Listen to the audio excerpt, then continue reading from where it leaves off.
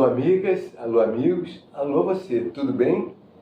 Boa tarde, estamos dando início a mais um programa SOS Verdade, Reinaldo de Almeida, em continuidade à nova temporada com entrevistas e consultas diversas, esclarecendo e tirando dúvidas.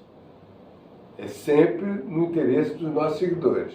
Hoje, em especial, estaremos apresentando a doutora Verônica Correia da Costa, ilustre advogada, especializada na área criminal, que irá responder algumas perguntas formuladas pela nossa direção relacionadas à sua área de atuação.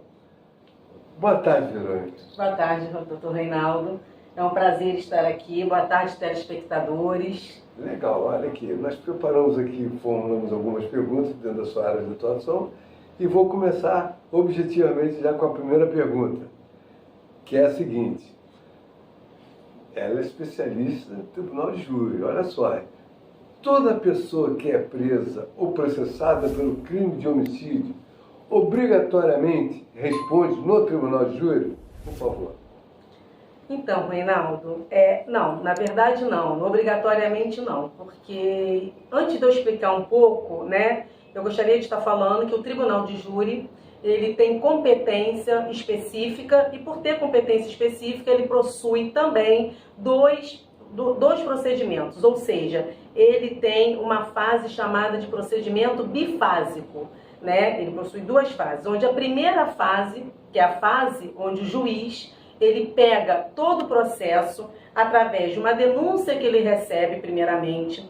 Dessa denúncia, ele vai instruir todo o processo, ele vai ouvir as testemunhas de ambas as partes, colher todas as provas e daí ele vai formar o seu convencimento para saber se aquele acusado ele é ou não culpado para poder estar respondendo pelo crime perante o tribunal do júri, Perfeito.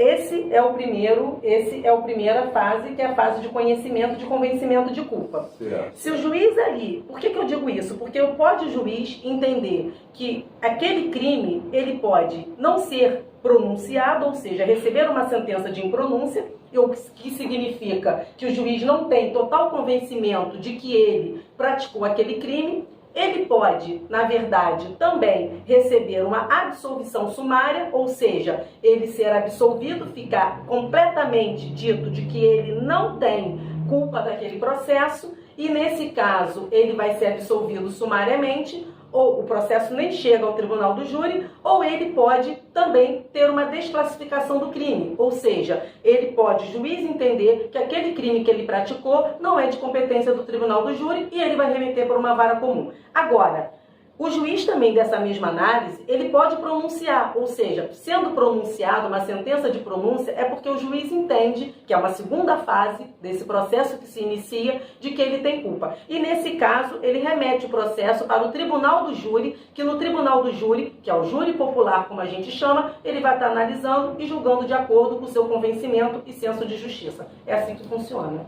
Perfeito, perfeito. Legal. Eu gostaria que você dissesse para mim, para os nossos telespectadores, nos crimes de competência do Tribunal do Júri,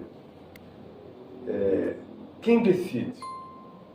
O juiz ou o júri? É importante pergunta, porque assim, às vezes a gente vê muito na mídia, dizendo que uma pessoa foi presa, foi processada e ela foi absolvida. A justiça absolveu. Na verdade, no crime de competência do tribunal do júri, quem decide efetivamente é a sociedade, é o povo. Por isso chamado de júri popular, porque vem do povo, Então, assim, não é o juiz quem decide, não é a lei quem decide. Como dito anteriormente, quem decide é o povo através do seu senso de justiça e do seu convencimento. Muito bem explicado, obrigado. Para integrar, para ser um jurado, quais são os requisitos para ser um jurado no Tribunal de Júri? Como dito também, Reinaldo, para ser um jurado, a gente sabe que o jurado são membros da sociedade que participam de um julgamento dentro do tribunal do júri. E para ser jurado existem alguns requisitos, que a pessoa tem que ter mínimo 18 anos, ela tem que estar em dia com as suas condições eleitorais, ou seja, ser eleitor e estar em dia, ela precisa ter residir no distrito, ou seja, onde tem a sua capital, tem que ser onde está o fórum da onde que ela reside. Ela precisa ter uma idoneidade moral, não ter sido preso e processado, né, criminalmente. Enfim, esses são os requisitos. Mas é claro que existem duas situações para você ser jurado. Ele a gente sabe que ele é totalmente gratuito, não é cobrado nem pago para isso, né? E a pessoa, ela pode se dar de forma voluntária ou de forma não voluntária. Voluntária é quando a pessoa, através da sua identidade, CPF, comprovante de residência,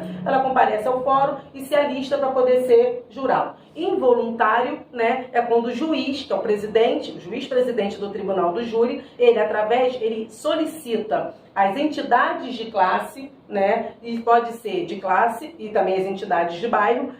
E aí temos universidades, sindicatos, repartições públicas que indiquem, através de uma lista, pessoas que possam compor a condição de jurado, exercer essa função de jurados. Perfeito, perfeito. Doutora Verônica, as suas considerações finais, para nós encerrarmos nossa entrevista, prometendo retornar e nos abrilhantar com a sua presença aqui, que vai ser muito gratificante para nós. Por favor. Agradeço o espaço, Reinaldo, né, e a oportunidade de estar falando um pouco sobre o Tribunal do Júri, que é como dito, uma competência específica, né, primeiro porque é um exercício da cidadania, o Tribunal do Júri é um exercício da cidadania, né, e onde a gente exerce a democracia na sociedade. E eu digo isso porque, efetivamente, é o cidadão sendo julgado pelos seus semelhantes, e também pelo fato de termos aí a questão da participação popular e direta nos processos que são julgados pelo Poder Judiciário. Muito obrigada. Muito obrigado a você, por favor, obrigado de coração. E eu tenho a esperança que foi de agrado de todos vocês. Até semana que vem e um beijo no seu coração. Tchau.